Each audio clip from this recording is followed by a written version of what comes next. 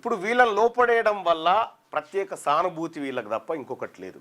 కానీ వీళ్ళని వాళ్ళ చేత వేయించి వాళ్ళ ద్వారా లబ్ధి పొందాలనేది ఒక వ్యూహం, ఒక ఎత్తుగడ.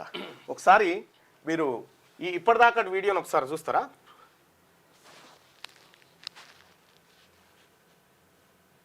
ఒకసారి ఇక్కడ ఉత్తమ్ కుమార్ రెడ్డి గారిది సుందిళ్ల బ్యారేజీల నిర్మాణంలో జరిగిన అవకతవకలు, ప్రజాధనాన్ని దుర్వినియోగం చేయడం, అవినీతి ఆరోపణలపై విచారణ జరిపేందుకు తెలంగాణ రాష్ట్ర ప్రభుత్వం సుప్రీంకోర్టు మాజీ న్యాయమూర్తి జస్టిస్ శ్రీ పినాకి చంద్రఘోష్ ఇన్వెస్టిగేషన్ కి అప్పగించడం సముచితము. అందుకే ఈ కేసు దర్యాప్తును సెంట్రల్ బ్యూరో ఆఫ్ ఇన్వెస్టిగేషన్ కు అప్పగించడానికి సభ నిర్ణయం తీసుకుంది.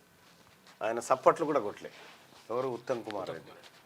సో నరేంద్ర మోడీకి అప్పచెప్తున్నాడు ఏంది తీసుకుపోయి అనేటువంటి ఒక ఆశ్చర్యం అయితే నాకు ఆయనలో కనిపించింది. అందుకోసమే ఇప్పుడు నేను చెప్పినటువంటి అంశం మీరు ఏకీభవించవచ్చు, వ్యతిరేకించవచ్చు. ఎందుకంటే నా అభిప్రాయం అన్న సిబిఐ అధికారులు పారదర్శకంగా ఉంటుంది. సరే, పారదర్శకంగా ఉంటుందా లేదా అనేది ఆయా పనితరం మీద ఆధారపడ్డది. కానీ ఎవరైతే అప్పగించిన వ్యక్తి ఉన్నారో అప్పగించిన వ్యక్తే సిబిఐ పైన ఆరోపణలు చేసిండు.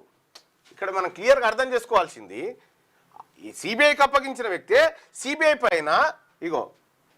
పైన ఆరోపణలు చేసిండు, వ్యతిరేకంగా ట్వీట్లు చేసిండు. ఇదే సిబిఐ పైన రేవంత్ రెడ్డి గారు. సో ఇంత ఆరోపణలు చేసినటువంటి ముఖ్యమంత్రి గారు మరి ఈ కార్యక్రమానికి తెరలేపి మళ్ళీ సిబిఐకి అప్పగించడం వెనకాల మతలాబ్ ఏంటంటే ఇది ఉండొచ్చు, ఇదే ఉంటుంది అనేది నా అభిప్రాయం. నేను బలంగా నమ్ముతున్నా దాన్ని. నా అభిప్రాయాన్ని నేను బలంగా విశ్వసిస్తున్నా.